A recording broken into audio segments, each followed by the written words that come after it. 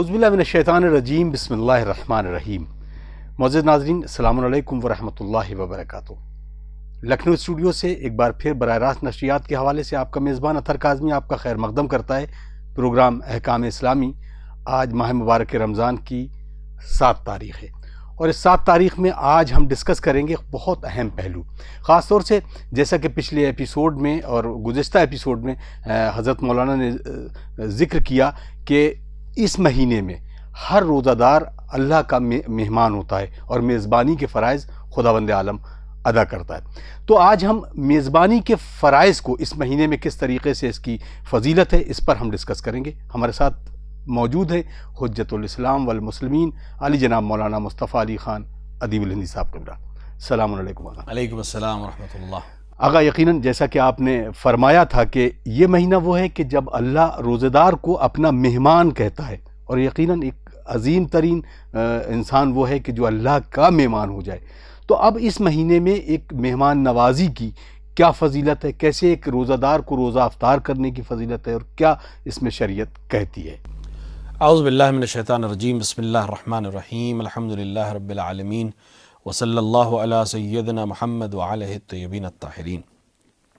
بے شک ماہ مبارک رمضان خدا کا مہینہ ہے، جیسا کہ رسول اکرم صلی اللہ علیہ وآلہ نے اپنے خطبہ شعبانیہ میں، جس کی تو کچھ چیزیں ہم نے پہلے یا دوسرے پروگرام میں پیش کی تھی، رسول اکرم نے اس مہینے کو خدا کی طرف منسوب کرتے ہوئے یعنی اعلان کیا کہ یہ مہینہ اللہ کا مہینہ ہے، اور اس مہینے میں خداوند عالم اپنی رحمتوں اور برکتوں اور غفران کے ساتھ تمہارے لیے اس مہینے کو فراہم کر رہا ہے، اور اس مہینے میں تم اللہ کے مہمان ہو۔ جی۔ اب اگر کوئی انسان اللہ کا مہمان ہے، تو جیسا کہ میں نے پہلے بھی عرض کیا تھا کہ اگر کوئی انسان کسی بڑی شخصیت کا مہمان ہو، تو ہر انسان یہ چاہتا ہے کہ اس مہمان کو ہم اپنے ہاں بلائیں، تاکہ ہم یہ کہہ سکیں کہ جو اس بڑی شخصیت کا مہمان ہے وہ ہمارے دسترخوان پر بھی آیا، کیونکہ ہمارے دسترخوان کی زینت بنا اس عنوان سے کہ وہ کسی بڑی شخصیت کا مہمان ہے، چہ برسا کہ وہ خالق کائنات کا مہمان ہو۔ دونوں طرح کی مہمانی ہے، یعنی مہمانی کو ہمیں سمجھنا پڑے گا، دسترخوان کو ہمیں سمجھنا پڑے گا۔ ہم جب کہتے ہیں کہ کوئی ہمارے یہاں مہمان ہے اور ہم اپنے مہمان کا استقبال کرتے ہیں، تو ہم دنیاوی چیزوں سے اس کا استقبال کرتے ہیں۔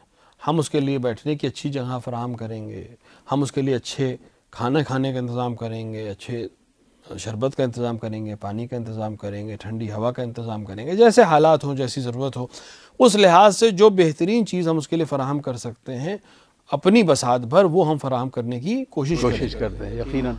لیکن خداوند عالم کا دسترخوان تھوڑا سا مختلف ہوتا ہے۔ ظاہر ہے کہ دنیا میں ہر چیز جو ہم کھا رہے ہیں، جو ہم پی رہے ہیں، جو ہم دیکھ رہے ہیں، جو ہم سونگ رہے ہیں، ہر چیز خداوند عالم کی عطا کردہ ہے، اس کی خلق کردہ ہے، اس میں کوئی شک ہی نہیں ہے۔ لیکن یہ بہت ادنا چیزیں ہیں، کیونکہ یہ دنیاوی ہیں، بالآخر ختم ہو جائیں گی۔ خداوند عالم جو اپنے کسی بندے کو مہمان بنا رہا ہے، تو ہم جب کہتے ہیں خدا کے ہم دسترخوان پہ ہمیں، تو خدا کے دسترخوان پہ کیا مل رہا ہے؟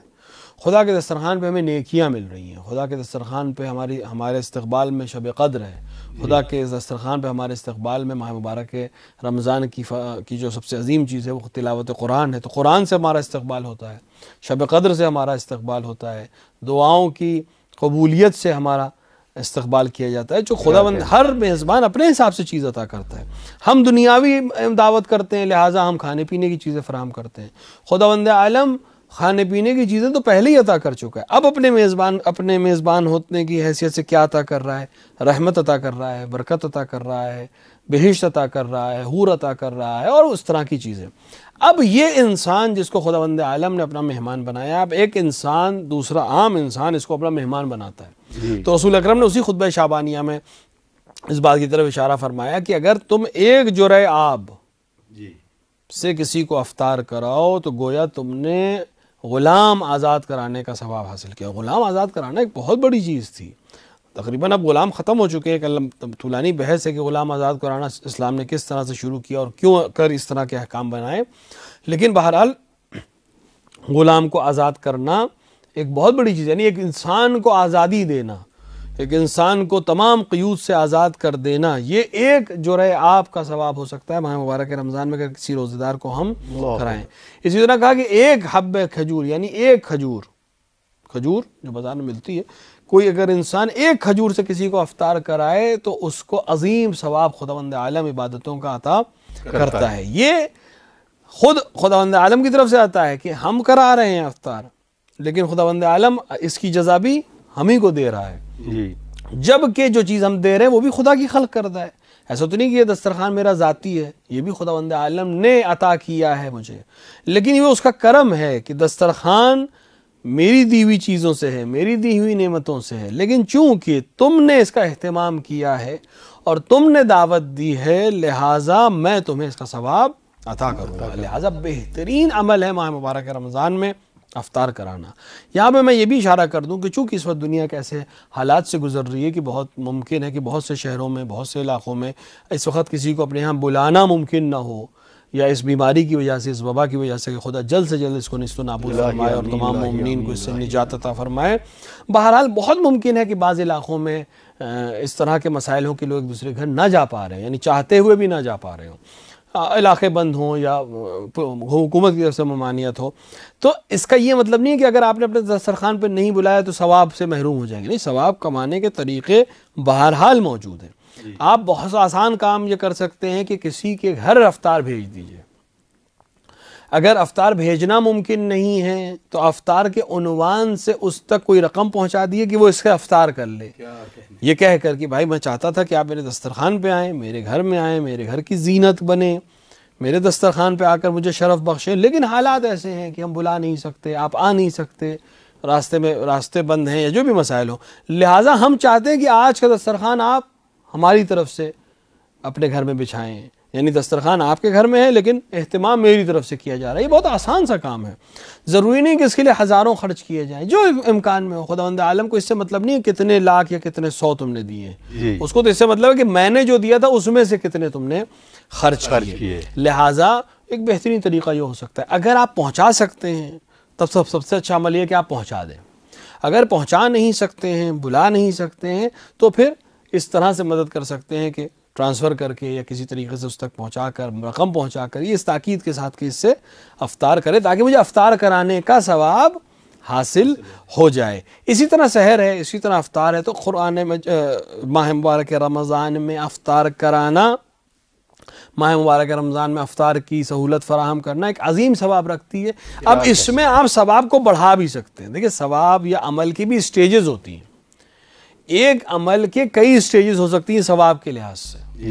مثال کے طور پر آپ نے نماز پڑھی، آپ اپنے گھر میں نماز پڑھ رہے ہیں، یہی نماز آپ نے اپنے گھر میں اول وقت پڑھی تو اس کا ثواب بڑھ گیا. ایک دفعہ آپ نے نماز پڑھی، وقت کے اندر پڑھی، ثواب ملے گا. یہی نماز اپنے گھر میں پڑھی، اول وقت پڑھی، اس کا ثواب اس نماز سے زیادہ ہے جو آپ نے اول وقت کے علاوہ پڑھی تھی. ادا پڑھی تھی لیکن اول وقت پر نہیں پڑھی تھی تو اس کا ثواب زیادہ ہے. یہی نماز آپ نے اب مسجد میں پڑھی، نماز وہی ہے، وہی رکعتیں رہیں گی، وہی رکوع و سجود ہے، صرف مکان بدل جانے کی وجہ سے ایک دفعہ زمان بدلا تھا، اس کا ثواب بدل گیا، ایک دفعہ مکان بدلا، اس کا ثواب بدل گیا. یہی دو رکعت نماز ہم مثال پہ لے لیں، یہی 2 رکعت نماز جو گھر میں پڑھی تھی مسجد میں پڑھی، ثواب بدل گیا. یہی 2 رکعت نماز مسجد جامع میں پڑھی شہر کے، ثواب بدل گیا. یہی 2 رکعت نماز ہم نے جا کر حرم امیر المومنین علیہ الصلوۃ والسلام میں پڑھی، ثواب اور زیادہ ہو گیا. یہی نماز ہم نے حرم امام حسین علیہ الصلوۃ والسلام میں زری کے نزدیک پڑھی، ثواب اور زیادہ ہو گیا. یہی نماز ہم نے مسجد النبی میں جا کر پڑھی، ثواب اور زیادہ ہو گیا. یہی 2 رکعت نماز ہم نے خانہ کعبہ میں مسجد الحرام میں پڑھی، اس کا ثواب کہیں زیادہ ہو گیا. تو عمل وہی ہے لیکن زمان کے بدلنے سے یا مکان کے بدلنے سے اس کا ثواب بدلتا چلا جاتا ہے. تو اسی طرح افطار کرانا، ایک دفعہ اپنے گھر پہ افطار کرایا، ثواب ملے گا. ایک دفعہ اپنے گھر پہ جس کو افطار پہ بلایا وہ رشتہ دار بھی ہے، ثواب بڑھ جائے گا کیونکہ صلہ رحم کا ثواب بھی مل جائے گا. یہی جو انسان رشتہ دار ہے یہ نادار بھی ہے، تو افطار کرانے کا ثواب، صلہ رحم کرنے کا ثواب، ایک کمزور کو کچھ عطا کرنے کا ثواب، اسی طرح ثواب بڑھتا رہے گا. اور اسی طرح آپ دوسرے کاموں میں کر سکتے ہیں. ہم نے عطا کیا، کچھ مال عطا کیا اس لیے کہ یہ انسان اپنے لیے نان و نفقہ خریدے، یہ مال جس کو عطا کیا وہ پڑوسی ہے، ثواب دوسرا ہو جائے گا.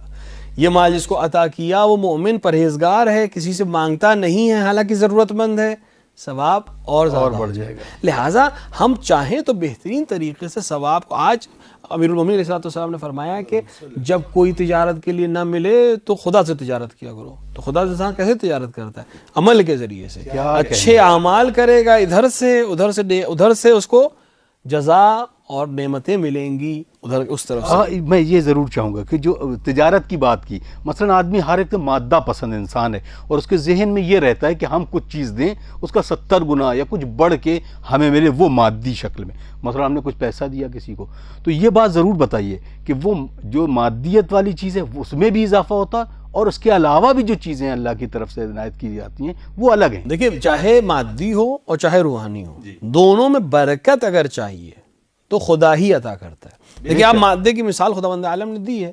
ایک خوشہ گندم ہوتا ہے، ایک دانہ ہوتا ہے، اس کو جب زمین میں ڈالا جاتا ہے تو خداوند عالم کے کرم سے، لطف سے، جو اس نے عنایت زمین کے اوپر کی ہے، اس کو صحیح پانی اور صحیح کھاد اور صحیح طریقے سے ملے، ہر چیز ملے گی تو یہ ایک دانہ 70 خوشوں میں بدل جائے گا جس میں ہزاروں خوشوں ہوں گے. تو ایک دانہ کتنے ہزار دانوں میں بدل جاتا ہے.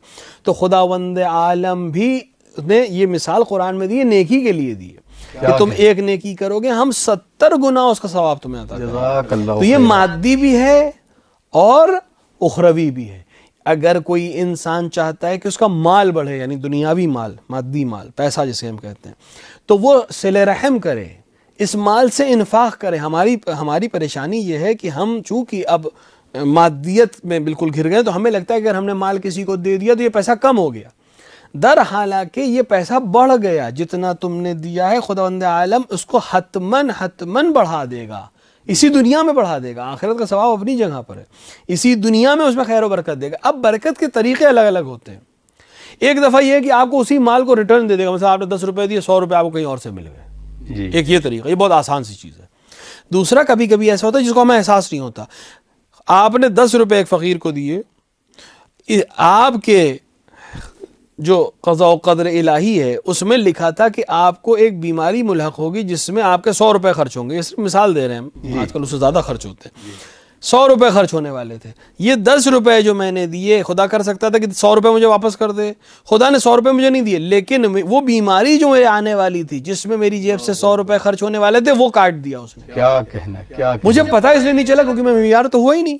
مجھے تو خبر ہی نہیں کہ میری قسمت میں کیا لکھا تھا اور خدا نے کیا مٹا دیا، کیونکہ بدلتی رہتی ہے چیزیں عمل کے نتیجے میں. تو بیماری ہے یا بچے کے لیے اوپر کوئی بلا آنے والی تھی، مجھ پر کوئی بلا آنے والی تھی، اس نیکی کے عوض میں خدا نے اس بلا کو ہٹا دیا. تو مجھے دنیاوی فائدہ ہو رہا ہے لیکن مجھے پتہ نہیں چل رہا ہے. تو آپ اگر یقین کریں، اگر ہر وہ انسان، اسی پلیٹ فارم کے ذریعے سے ہم یہ بات پہنچائیں، ہر وہ انسان جو چاہتا ہے اس کے مال میں برکت ہو، آج سے حساب کتاب اپنا شروع کرے، کچھ پرسنٹ طے کر لے کہ میں اتنا پرسنٹ ہر مہینے نیک عمل میں انجام دوں گا. کیا کہنے. خمس کی بات نہیں کر رہے، زکوٰۃ کی بات نہیں کر رہے، وہ تو واجب چیزیں. آپ تجارت کرنا چاہتے ہیں اللہ خداوند عالم سے، تجارت کا طریقہ یہ ہے کہ آپ پرسنٹیج میں حساب کریں گے. تجارت میں پارٹنرشپ ہوتی ہے. آج سے میرے پاس جو مال ہے میں 5% خداوند عالم کو اپنا پارٹنر بناتا ہوں، یعنی 100 روپے میں سے 5 روپے میں راہ خدا میں خرچ کروں گا. کچھ بھی نہیں ہے، 5% 1% طے کر لے، 2% طے کر لے. آپ حساب بنائیں، ڈائری مینٹین کریں، فائل مینٹین کریں، ایزی ہے. آپ آج سے حساب کرنا شروع کریے، دیکھیے اس 1% اور 2% کو خدا کے کام میں شریک کرنے کے بعد آپ کو مہینے میں یا 6 مہینے میں کتنا ریٹرن بدلتا ہے. کیا کہنا ہے. آپ یقین جانیں آپ کو فائدہ حاصل ہونا شروع ہو جائے گا. جہاں دنیا میں آپ کو لگے گا کہ یہاں نہیں ہو سکتا معاملہ، وہاں حل ہونا شروع ہو جائے گا. دیکھیں دنیا میں کیا ہوتا ہے، اگر انسان کے پاس تجارت کے مسائل ہوں اور اس کے پاس پارٹنر اچھا نہ ہو تو اس کو سپورٹ کم مل پاتا ہے، وہ بڑے تجارت نہیں کر پاتا.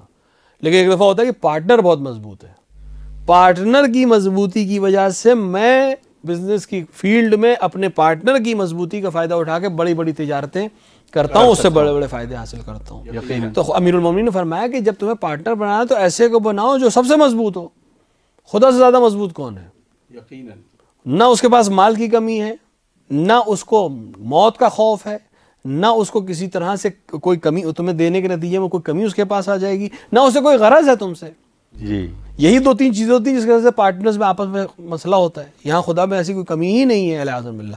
تو لہٰذا بہترین طریقہ یہ ہے کہ آپ خدا کو اپنا پارٹنر بنائیں. اور اسی کا ایک طریقہ یہ ہو سکتا ہے کہ ماہ مبارک رمضان میں بہترین موقع ہے, اس وقت تو خدا کے مہمان بھی ہیں, ہم ماہ مبارک رمضان میں یہ عمل شروع کریں. غربا کو افطاری پہنچا کر, اپنے قرابت داروں رشتہ داروں تک پہنچا کر, ان کو دعوت نہیں دے سکتے تو ان تک پہنچا تو سکتے ہیں عزت اور احترام کے ساتھ, اکرام کے ساتھ. فیس بک اور ٹویٹر اور واٹس ایپ پہ پوسٹ کرنے کے لیے نہیں, بغیر کسی اہتمام کے کہ بھائی السلام علیکم, آپ کیسے ہیں, ماہ مبارک رمضان مبارک ہو, انشاءاللہ روزے قبول ہوں. بھائی چاہتے تو ہم تھے کہ سب لوگ اکٹھا ہوں, دعوت ہو, لیکن ہم اس سال اکٹھا نہیں ہو سکتے, لیکن میں نے یہ طے کیا کہ سارے رشتہ دار افطار ساتھ میں کریں, یا کم سے کم اس تاریخ میں سب لوگ اکٹھا افطار کریں. تو فلاں تاریخ میں آپ کا جو افطار ہے وہ میری طرف سے ہے, آپ گھر نہیں آ سکتے, میں بھیجوا رہا ہوں آپ کے یہاں تک. کیا کہنا ہے. تو اس طرح سے ایک ماحول بن سکتا ہے.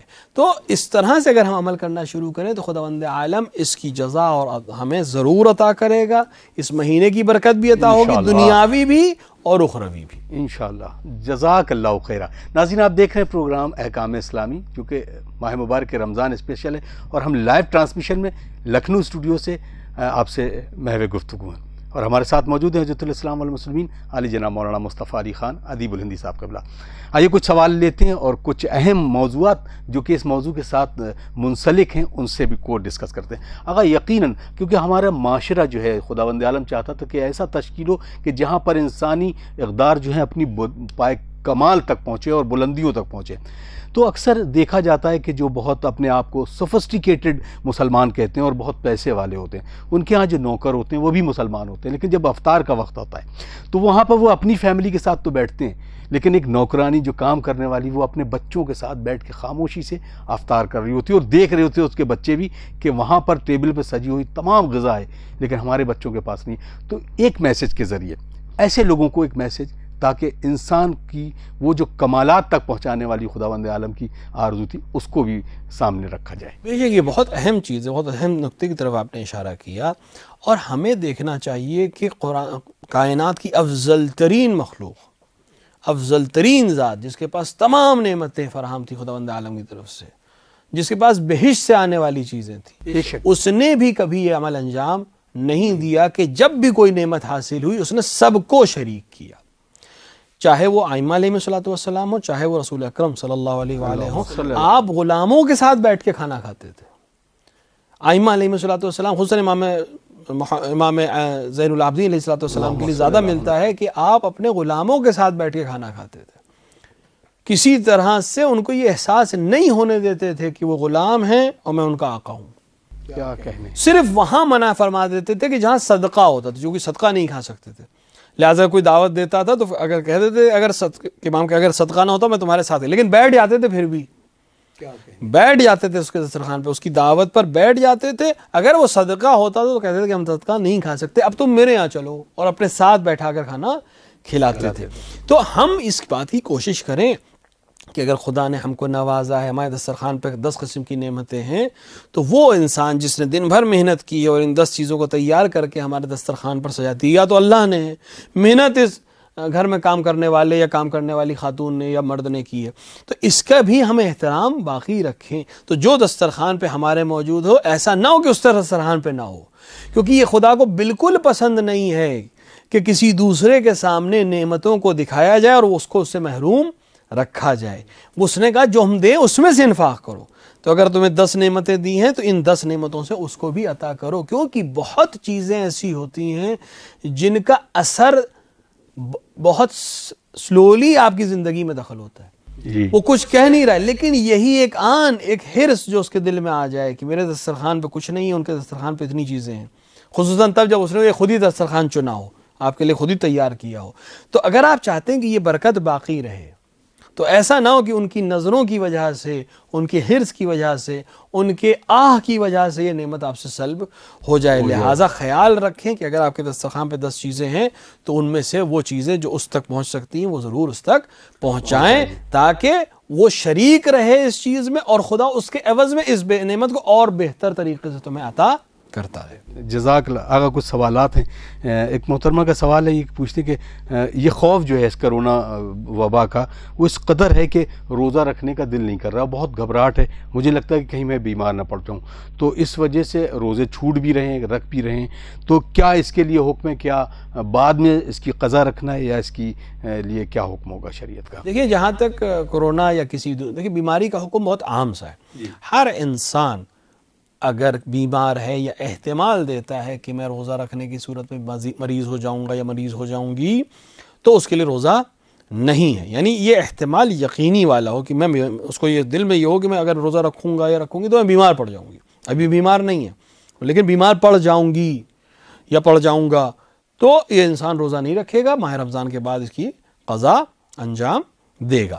ایک دفعہ ہے کہ انسان کو بیماری پہلے سے لاحق ہے جی، لیکن وہ روزہ رکھے گا تو یہ بیماری بڑھ سکتی ہے، دوا کھا کر بھی روزہ نہیں رکھ سکتا۔ مثال کے طور پر سحری میں دوا کھا لی، افطار میں دوا کھا لی، بیچ میں رہ سکتے ہیں بھوکے تو یہ روزہ رکھ سکتا ہے، لیکن اگر نہیں رکھ سکتے، بیچ میں دوا کھانا ضروری ہے تو اس کے اوپر بھی روزہ نہیں ہے، جب بھی یہ بیماری ختم ہوگی یہ روزہ رکھے گا۔ آج کے ماحول میں جہاں ڈاکٹر نے یہ کہا ہو کہ آپ مثال کے طور پر کچھ نہ کچھ کھاتے رہیے، امیون سسٹم کو بڑھاتے رہیے، لکوڈ لیتے رہیے، ڈائٹ لیتے رہیے، ورنہ بیمار پڑ سکتے ہیں، تو پھر یہ آدمی روزہ نہیں رکھے گا، بعد میں اس کی قضا انجام دے گا۔ لیکن اگر اس طرح کر سکتے ہو کہ مثال کے طور پر ایک دن روزہ رکھیں، ایک دن نہ رکھیں، تو اتنی طاقت ہمارے اندر ڈیولپ ہو سکتی ہے کہ ہم آلٹرنیٹ ڈیز پہ روزہ رکھ سکتے ہیں، تو جس طرح سے بھی جتنی ممکن ہو عبادت کر سکتی ہوں انجام دیں، کیونکہ بہرحال وقت فضیلت پر عمل کو انجام دینے کی جو ثواب ہے بالکل الگ ہوتا ہے، لہٰذا فیصلہ بھی خود ہی کرنا ہے۔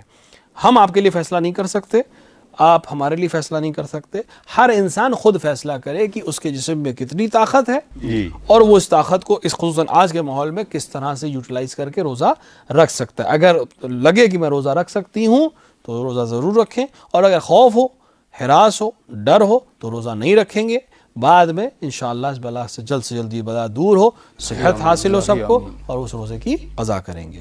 جزاک اللہ۔ منیر عباس صاحب فیصل آباد سے سوال کرتے ہیں، السلام علیکم۔ وعلیکم السلام۔ کبھی کبھی ایسا ہوتا ہے کہ مسجد میں ہیں لیکن مولانا نہیں آئے اور اذان بھی ہو چکی ہے، میں نے نماز ظہر فرادہ پڑھ لی، تبھی مولانا تشریف لے آئے اور نماز جماعت شروع ہو گئی ہے، تو کیا حکم ہے میرے لیے کہ میں اس نماز کو دوبارہ جماعت کے ساتھ پڑھوں؟ اگر کوئی انسان نماز فرادہ پڑھ چکا ہے اور اس کے بعد جماعت شروع ہو جائے تو مستحب ہے اس انسان کے لیے کہ وہی نماز جماعت سے بھی پڑھ لے، اور اگر بعد میں معلوم ہو کہ میری ایک نماز باطل تھی، مثلا کسی وجہ سے بعد میں معلوم ہو کہ وہ پہلی نماز جو میں نے پڑھی تو باطل ہی تھی، تو یہ نماز کافی، کیونکہ یہ تو مستحب کی نیت سے پڑھی ہے اس نے۔ لیکن بہرحال اگر انسان نماز پڑھ لے، مثال کے طور پر انہوں نے کہا نماز ظہر میں نے پڑھ لی، اس کے بعد نماز جماعت کے لیے امام آ گیا اور نماز جماعت شروع ہو گئی، تو یہی نماز ظہر میں جماعت سے پڑھ سکتا ہوں۔ یہ بھی کر سکتے ہیں کہ آپ چونکہ مستحب ہے، آپ اپنی نماز تو پڑھ ہی چکے ہیں، یہ بھی کر سکتے ہیں کہ آپ عصر کی نماز جماعت سے پڑھ لیں، دونوں میں چیزوں میں آپ کو اختیار ہے، لیکن مستحب یہ ہے کہ اگر نماز فرادہ پڑھی ہے اور اس کے بعد جماعت ہو رہی ہو تو وہی نماز دوبارہ جماعت سے پڑھ لیں۔ پڑھ سکتا ہے۔ بنارس سے نصیر عباس صاحب کا سوال ہے، السلام علیکم۔ وعلیکم السلام۔ آغاز سوال یہ ہے کہ باپ کی قضا نماز بڑے بیٹے پر واجب ہے، لیکن اگر باپ کے مرنے کے وقت بیٹا بالغ نہ ہو تو کیا بالغ ہونے کے بعد باپ کی قضا نمازیں اس بچے پر واجب ہوں گی؟ بے شک باپ کے مرنے کے وقت اگر بیٹا نابالغ رہا ہو تو جب بیٹا بالغ ہوگا ماں باپ کی قضا نمازیں، یعنی خصوصاً باپ کی قضا نمازیں اور روزے اگر کچھ ہوں تو اس کے اوپر واجب ہو جائیں گے۔ جزاک اللہ۔ آغاز سوال تو بہت ہیں لیکن وقت ہمیں اجازت نہیں دے رہا ہے۔ ناظرین آپ دیکھ رہے ہیں پروگرام احکام اسلامی۔ ماہ مبارک رمضان یوں ہی جاری ہے اور اپنا سفر آگے بڑھا رہا ہے۔ خداوند عالم سے دعا ہے کہ ہم سب کو روزہ داروں میں شمار کرے اور ہمیں ہمارے روزوں کو شرف قبولیت بھی عطا کرے۔ ناظرین اکرام، خاص طور سے آج کے اس ماحول میں دعا یہ ہے کہ یہ جو وبا ہے، پروردگار اپنے ان معصومین کے عوض میں اور ان کے توسل سے پروردگار عالم سے دعا ہے کہ اس وبا کو جلد سے جلد نیست و نابود کر دے اور پروردگار ہم سب خوش و خرم رہیں۔ ناظرین آخر میں ہماری جو دعا ہوتی ہے وہ ہم آقا اور مولا منجی عالم بشری حضرت حجت اجل اللہ تعالی فرجہ شریف کی خدمت میں ان کے ظہور کی تعجیل کی دعا کرتے ہیں، اور دعا کے ساتھ ساتھ ہم سب کو ان کے ایوان و انصار میں شامل کرنے کی بھی دعا کرتے ہیں۔ اللہم عجل لولیک الفرج۔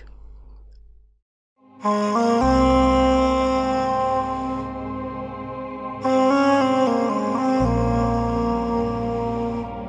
oh, oh.